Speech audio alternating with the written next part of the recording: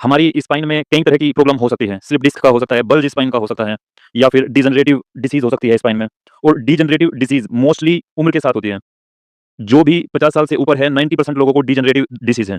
इसमें क्या होता है कि उम्र के साथ जो वियर एंड टियर होता है जो और यह 2 तरह की हो सकती है, एक तो जिसमें पेन हो, एक जिसमें पेन ना हो। जो 50 से कम उम्र के हैं, उनमें भी 60% लोगों को डिजेनरेटिव डिसीज़ है स्पाइन का और यह हमारे गलत पोस्चर की वजह से, हमारे सेडेंटरी लाइफ़स्टाइल की वजह से हो सकती है या फिर हमारे खान-पान की वजह से हो सकती है। तो बेसिकली जो डिजेनरेटिव डिसीज़ है स्पाइन का, वह 2 तरह का होता है। एक तो जिसमें धीरे-धीरे जो 2 ब्लॉक के बीच का जो डिस्टेंस होता है, जो उनके बीच में जेली होती है, वो कम होने लगती है, जैसे-जैसे हम एज्ड होते हैं। वह जेली बनना कम हो जाती है। तो जब वह जेली बनना कम होती है तो जो स्पाइन के लोअर स्पाइन जहाँ पे बहुत ज़्यादा वेट होल्ड करती है बॉडी का, वो उनके बीच कम होने लगता है डिस्टेंस।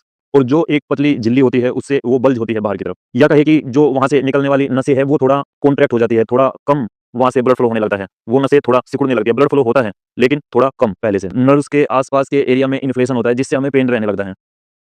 और दूसरी तरह का पेन होता है जब हम स्पाइन के वर्टेब्रे को ऊपर से देखेंगे 3D में, तो साइड में जो लाइन्स आ जाती है, जो बोन का पोर्शन होता है उसमें जो लाइन क्रिएट हो जाती है, उससे जो अंदर का फ्लूइड है, जो जेली है, वो हमारे बाहर के फ्लूइड के बाहर की मसल्स के कॉन्टैक्ट में आता है और तब पेन होता है। तो डिजेनरेटिव डिसीज़ बहुत कॉमन है और बहुत कम लोगों को इसका ये फ़ील होता है पेन। इसके लिए हमें करना क्या है, हमें 3 तरह के बदलाव करने हैं अपने जीवन में।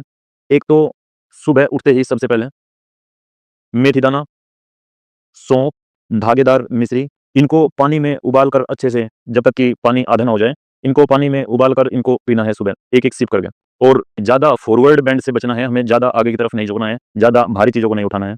सफ़ेद तिल, भुना हुआ चना, काजू, मखाना, अलसी के बीज, पंपकिन सीड, इसे बारीक पीस कर गर्म दूध के साथ लेना शुरू करें। इससे आपको कमर दर्द में राहत मिलेगी। मैं आपको बहुत ज़्यादा एक्सरसाइज़ तो सजेस्ट नहीं करूँगा, बस ये 4 तरह के करने हैं। पहले बॉडी को वार्म अप करें और ये 4 आसन का अभ्यास करें।